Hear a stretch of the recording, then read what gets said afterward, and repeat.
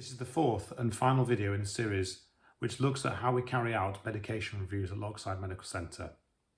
In the first video, we talked about the principles behind medication reviews and how they are linked to a patient's medical condition.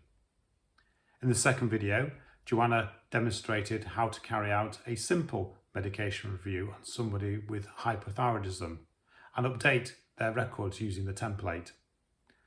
And in the third video, I talked about the more complicated patients who come under the birthday MOT process and how their medication can be safely updated.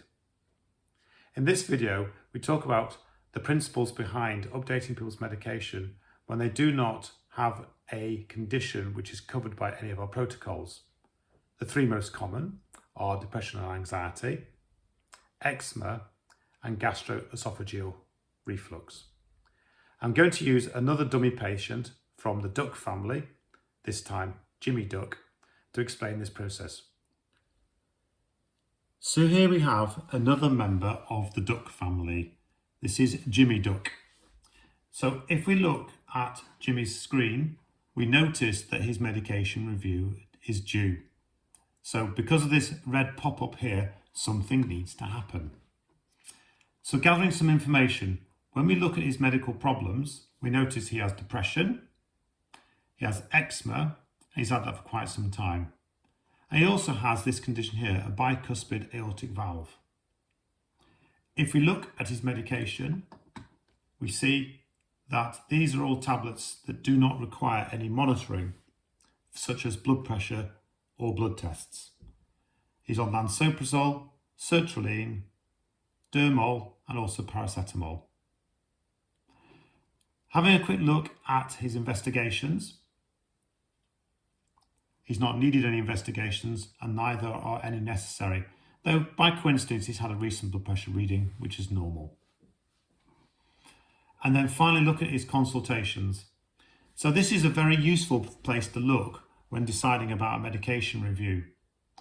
As we can see, there is record of Jimmy having had reports about his eczema, slight flare-up of eczema, but he copes well. We can see that he has GORD playing up because of stress, and his low mood was returned back in 2019. Generally, the impression from looking at his medical records is that Jimmy is an expert in his own medical care and understands the pros and cons of his medication and is using them appropriately. If we look at his medication screen, we can see that his last prescription was December, and currently it's the beginning of January 2021. So this was within the last 4 weeks. Drilling a bit deeper, if we look at his drug history here, we can see that he's been picking up his lansoprazole every month. So it's April, May, June, July, August, October, December.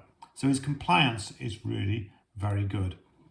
And if we look further, you can see the same thing for sertraline and his Dermol and paracetamol. So we don't have any concerns about Jimmy overusing or underusing his medication, and his medical care seems to be stable. So I am happy to update his medication. So going to a consultation. Oops, let's cancel that. Add a new consultation. Okay. And I'd maybe put a comment in here saying, appears to be compliant with medication, handling it well, things are under control, and then go to the template. And the template, do a medication review. And so the medication reviews, review it again, let's say in 12 months. That seems about reasonable. And that's gone. So what to write in here? You could write anything you like in there. You could say, place on my green list for me to talk to Jimmy, or you could say, for any clinician. I often write compliance, which just means we just need to check. Actually, my spelling is awful. We just need to check that Jimmy's compliance with his medication is good, and we save that. There's another thing I'd like to just point out in Jimmy's notes. If we look at his medical problems, we'll see he has a bicuspid aortic valve, and there are records in his notes that suggest that he needs regular echocardiograms. However, looking at his diary function, there's no reminder for this, and secondary care often let these people slip through their fingers and don't follow them up.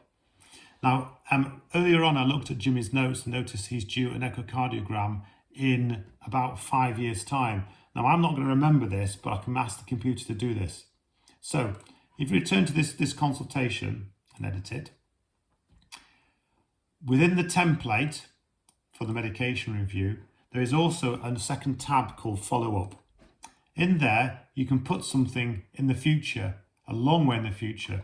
So I'd say in 5 years' time, he would need an echo. There we go. So this now is saved and appears in his diary function. An echocardiogram in January 2026. Now I don't need to remember that. And every month, one of the admin team does a search on this code, the investigation indicated, and then pulls a list off and brings that to a clinician to decide whether or not this test is still relevant. And that's how you do a medication review on somebody who has not got one of the conditions that's covered by one of our protocols. So please, every time you see the red pop-up in the right-hand corner of the EMIS screen that says a medication review is due, please look at it and please try and take some action. What we're trying to avoid is a build-up of overdue medications. At any one time in the practice, there are about 20% of people who are due a medication review. Let's see how busy the medication review schedule can get.